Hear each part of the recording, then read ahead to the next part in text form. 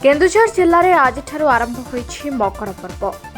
आदिवासी बहुल केन्दुझर जिलार मकर एक गणपर्व होता बेले स्थलविशेष में यह 3 ରୁ 7 दिन जाए पालित होता है।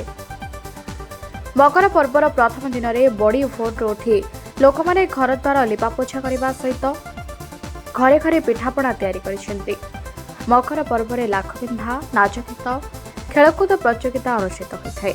बंधु बांधवों सहित पारंपरिक नाच गीत करी पिठापड़ा खाई मकर पर्वर आनंद उठाइबे लोके। मो ना सुनाराम मुर्मू, ग्राम जुगल केशरपुर।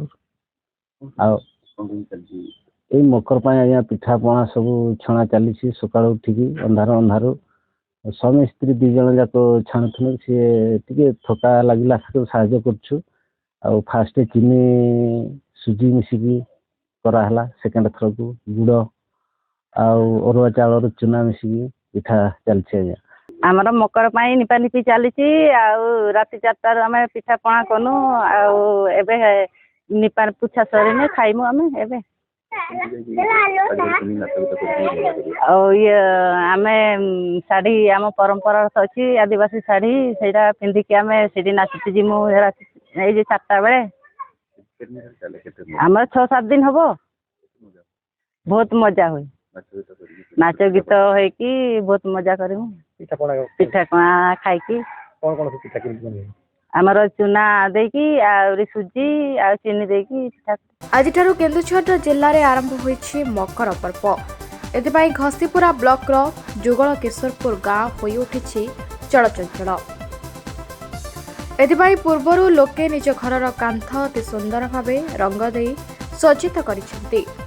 आज सकाळु लोक माने निज घर अगणा और घर द्वार लिपापोछा करथिले। घरे घरे तैयारी होइथिला पिठापणा। मकर पर्व पालन पाई घरे घरे कुड़िया पहुंची सारिलेणी। मकर पर्व आदिवासी माने स्थल विशेष में 3 दिन ରୁ 7 दिन जाए पालन करिथांते।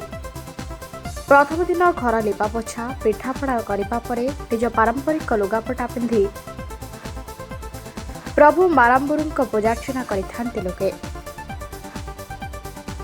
यापर से लाखबिंधा प्रतियोगिता जोग देते। गोटे कदली गछ को तीर में बिंधा प्रतियोगिता विजयी प्रतियोगी को सम्मानित कराए।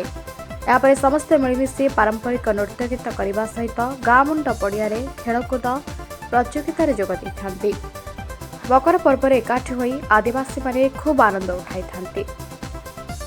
आज आरंभ होई 7 दिन जाए चलिबो मकर पर्व, जहां नहीं समग्र जिले में आनंदर लहरी खेली जाइछि। तो आपण माने जहाँ देखुछंती आज गाँ गहरी जो घर प्रत्येक घरे लिपा पोछा चली आकु पर्व को पालन करने उद्देश्य सुंदर भाव में पालन करने उद्देश्य रंगीन भाव में पालन करने उद्देश्य घर कांथ बारंडा तार अगणा बर्तमान गोबर द्वारा लिपा पोछा चली। तो बर्तमान जो आमर जो पर्वटा हम ये 3 दिन धरी नाच गीत हम और पर्व को एक्चुअली 7 दिन धरी पालन करा जाए। तार प्रभाव 7 दिन पर्यंत रहिबो।